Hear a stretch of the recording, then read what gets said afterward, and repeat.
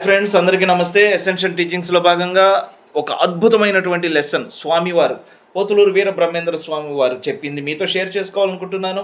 బ్రహ్మ జ్ఞానం గురించి. My dear friends, మొదటిసారి చూస్తున్నటువంటి వాళ్ళైతే షేర్ చేయండి, సబ్స్క్రైబ్ చేయండి.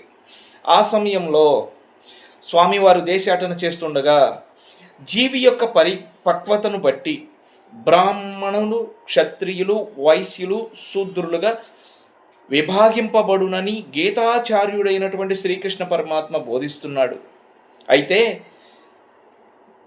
కర్మ పరిపక్వమైన తరువాత బ్రహ్మజ్ఞానులు అందరూ కూడా మోక్ష ప్రాప్తికి అర్హులే అని బ్రహ్మం గారు ఎంత వివరించి చెప్పినా కొంతమంది బ్రాహ్మణులు తలకెక్కించుకోలేదు. అప్పుడు ఆయన చెప్తున్నటువంటి విషయాలు వినండి. ఎన్ని అద్భుతాలంటే అన్ని అద్భుతాలు. మోక్షము నొందినటువంటి అన్యజాతీయుల గురించి చెప్తున్నాడు.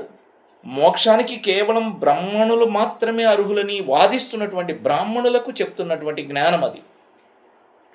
జైగీషుడు, జనకుడు, అస్తికుడు వీళ్ళందరూ కూడా బ్రాహ్మణేతరులు కాదా? మైత్రేయి, గార్గి, శాండవి, సులభ ఆదిగా ఉన్నటువంటి స్త్రీలందరూ బ్రాహ్మణేతరులు కాదా? వీళ్ళంతా వేద జ్ఞాన సంపన్నులు కాదా? వీళ్ళందరూ ముక్తి పొందిన వాళ్ళు కాదా?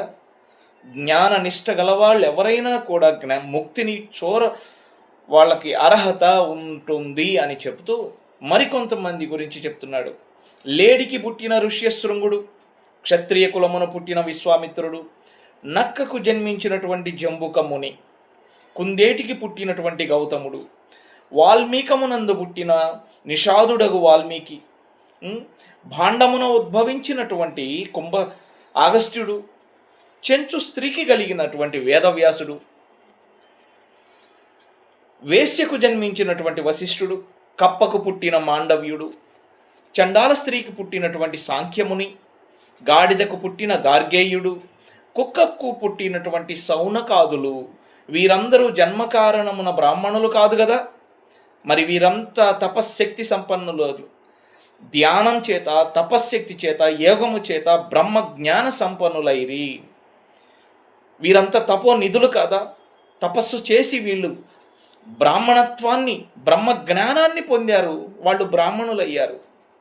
మై డియర్ ఫ్రెండ్స్, దీని వలన జాతి భేదము శరీరమును బట్టి, పుట్టుకను బట్టి కాదు, మనస్సు మూలాన్ని గ్రహించుకోండి అని చెప్పి ఎంత అద్భుతమైనటువంటి లెసన్ మై డియర్ ఫ్రెండ్స్. ఇటువంటి అద్భుతమైనటువంటి విషయాలు మరిన్ని షేర్ చేస్తాను.